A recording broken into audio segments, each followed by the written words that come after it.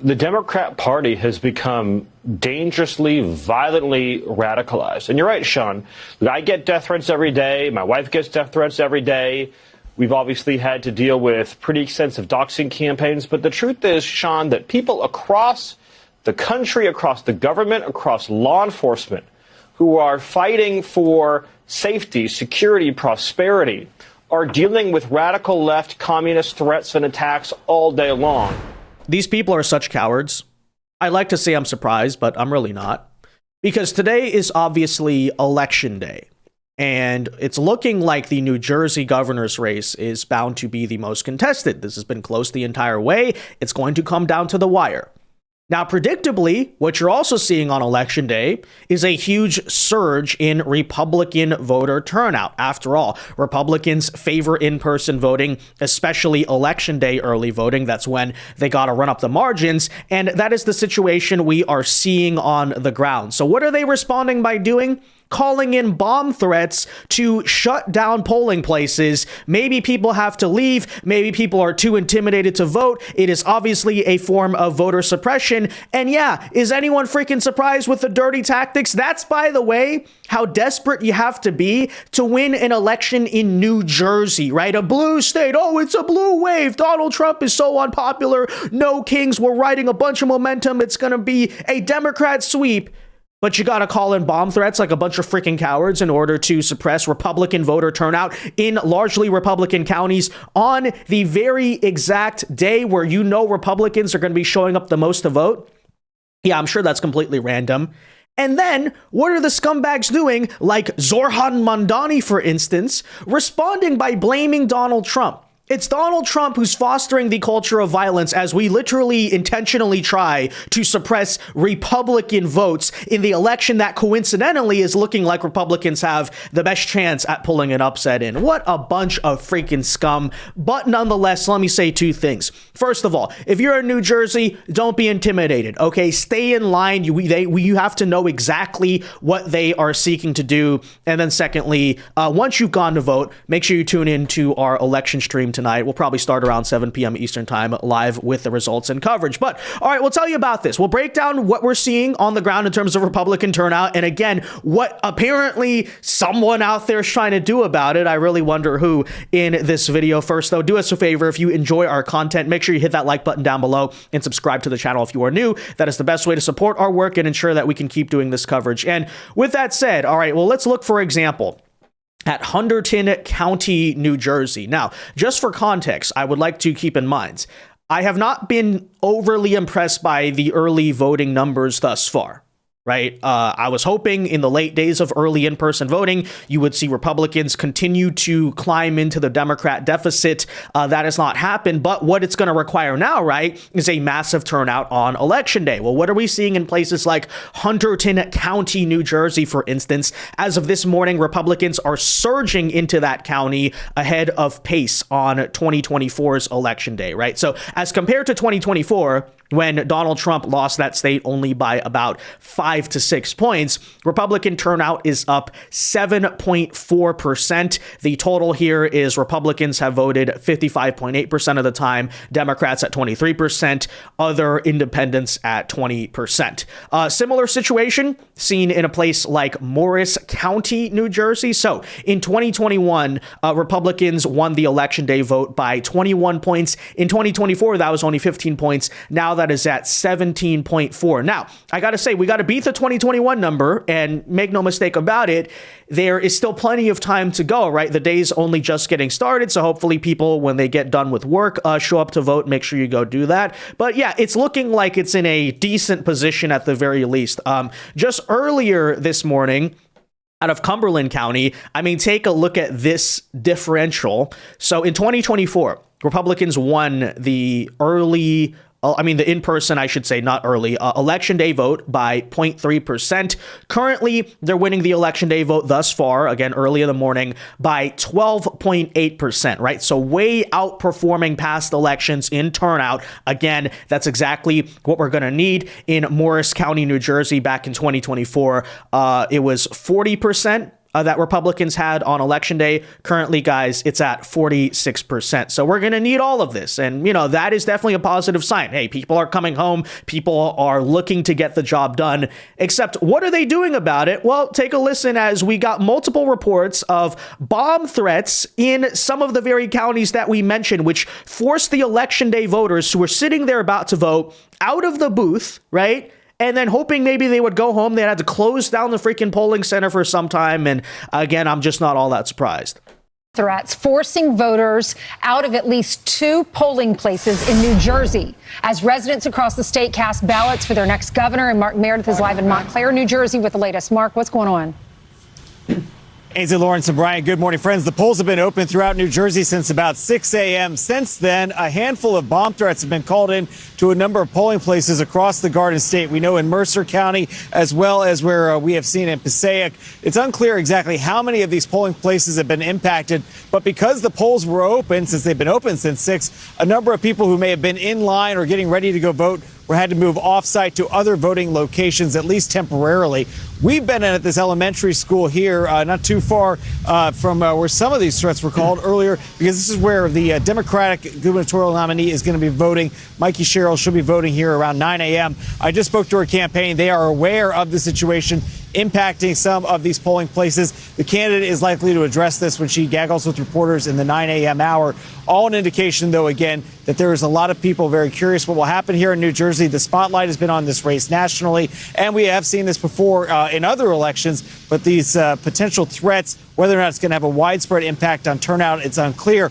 More than 1 million people cast their ballots ahead of Election Day. There was early voting, mail-in balloting as well. Where we are also, I've seen at least one police officer who was outside the polling place earlier. Unclear if it was related because the candidate was going to be here or if they were just checking things out. A lot of these threats are often communicated electronically, either email, they get sent to the registrar's office or the voting records office. And then out of an abundance of caution, these facilities are either evacuated or they pause operations to let the police do a sweep. No indications of anything found at this point, simply threats. But on an election day like this, given, of course, the political climate that we are in as a country right now, officials across New Jersey are not going to be taking this lightly. And I'll let you know if we hear from the Ciattarelli campaign. He was with Fox and Friends in the last hour at a restaurant, so we know he's been out on the trail. They are such freaking cowards. What else can we say? Although to me, this does also ring true of maybe something we talked about back in the 2024 election when I was encouraging Republican voters. It's obviously your choice, but you should not be against early in-person voting. I'm not saying to vote by mail, but early in person. Why is that? Because first of all, if the Democrats spend 3 to 4 weeks voting and Republicans are like, okay, we're all going to show up on election day, then that is actually less room you have to go and chase ballots. And then obviously, what can happen on election day? We've seen it time and time again. In Maricopa County every year, we ran out of ballots. We ran out of pens or something like that to fill out the ballots. There's problems with the Sharpies. You could have a personal problem, right? Maybe your car breaks down. Maybe you have an emergency and you can't go to show up to vote. That's why maybe give yourself a little bit of time. Or garbage like this right here, because it's obviously the biggest target of threats. Why is that? Not just because it's election day, because they understand, right, that Republican voters are those most likely to show up. So I don't know, just something to consider going forward. I tend to favor, like on 2024, I voted like 3 days before the election, but I voted early in person, right? And again, just something to think about. But with that said, of course, what are these cowards now doing? They're blaming President Trump, okay, for the orchestration of the bomb threats at these New Jersey polling stations. Never mind the fact it's targeting swing counties, it's targeting red counties, and then on top of that here, guys, not only is it doing that, they know this is the Republican voting day. Most of the Democrats have already voted. And yeah, that is exactly what Zohran Mamdani is trying to tell the rest of us. So take a listen to this absolute stupidity and really disgusting scumbag behavior. Incredibly concerning. And I think that it is an illustration of the attacks we're seeing on our democracy. Sometimes they're blatant and explicit in the manner of these bomb threats. And we have to understand this as part of the general approach the Trump administration has taken to trying to intimidate voters with baseless allegations of voter fraud as a means of trying to repress the voice of Americans across this country. I don't know if he's going to get that question again today, but the general approach the Trump administration has taken to try and intimidate voters, unless we heard him incorrectly, what in the world is he talking about? He is serving up a Kamala-sized word salad, but he's using kale instead of romaine. It's just a slightly better finessed verbiage than we were given with her. This is emptiness. It means nothing. What he's doing is deflecting because he doesn't have an answer for this because he is not prepared if, God forbid, something like 9/11 happens again. Just think about that. Were you in New York on 9/11? Do you remember what happened to this city? Do you remember what happened to this country? Do you remember who was mayor and what was needed from that office? Could this person really provide that? I mean, it scares the hell out of me. I hope everyone has a plan with their kids if, God forbid, something happens. Yeah, well, let's try to decode what Zohran is actually arguing here. First and foremost, I think the core of what he's saying ties back to exactly what you heard from a lot of Democrat politicians in the wake of the Charlie Kirk assassination. I think of J.B. Pritzker in particular, because I remember him sitting on camera and saying that it was Donald Trump's fault. And you might sit there and think to yourself, didn't a leftist literally kill him? Yes. How could that be related to Trump? Well, the argument they've made is because Trump is inflaming tensions in our country, which is driving the radicalism and the extremism and all that stuff. In other words, because he makes us mad, even though the media is really the one who's making them mad. But anyways, he makes us mad. Therefore, that's why we're going and shooting each other. It's like, are you a child? Right? What kind of argument is that? I was upset that day, so therefore that's how I'm justifying hurting someone or killing someone.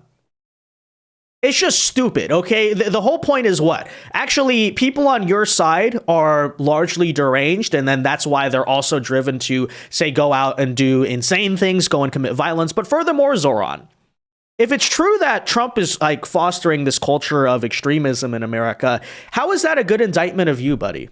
Right? You're literally one of the most extreme candidates that the Democrat Party has ever seen. So are you not a byproduct of that? But okay, secondly, you notice the argument about voter suppression. That's basically what they're trying to say.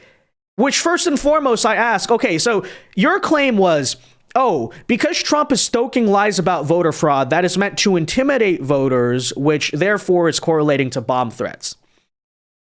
Okay, I think even the allegation of voter fraud is that when people are counting the ballots, that's where funny stuff happens, right? Is that not true? People are not counting right now, they're voting. How would that have anything to do with the MAGA conspiracies about voter fraud? That does not even make any sense, okay? And then voter suppression. Voter suppression of what? Of our own people? Yeah, that's totally sane. That's totally rational. What are you even freaking talking about? Well, of course, he's not talking about anything, okay? You know, they're just, they literally, and this is basically the MO of the political left, you know, they cry out in pain as they strike us, and it's just so typical. Now, that said, I do want to bring you some of the updated data here on all of this. So, Somerset County's election day voting, this is as of just a couple of minutes ago. So in 2024, Republicans won there at 31 points, right? They had 31% of the vote. You can see it's very razor close here. In 2025, 37.6%. Okay, so the turnout is, in other words, up from where it was in 2024. The same is true, updated here from Hunterdon County. Back in 2021, Republicans won the election day vote by 25. In 2024, Republicans won the election day vote by 28. Right now in 2025, we're winning by 30. So this is what we need. Is it going to be enough? I don't know, but that's why you gotta all surge to the polls, okay? So there is grounds for optimism. Now, the issue is that, as we've talked about, and look, maybe this is why you could make a case that Republicans should consider early in-person voting, is because the Democrats are going in today with a firewall between absentee ballot edges and early in-person voting edges of 300,000 votes. So basically, Republicans statewide need to win election day voting by somewhere around 300,000 or more, because as you can see, They've won the absentee ballot, right? The mail-in ballots by 253,000 votes in turnout, even an early in-person, which I was hoping Republicans would end up winning by at least maybe 1, if not 2 to 3 points. Democrats in the final days narrowly edged that out, so they're up by 46,000. So that adds up to about 300,000. So you got to have a big turnout. That's also why you're seeing a turnout and they're trying to suppress us. So, all right, with that said, guys, though, let me know your thoughts on all of this in the comment section down below. Make sure you join us tonight for the election coverage. And until next time, God bless and peace.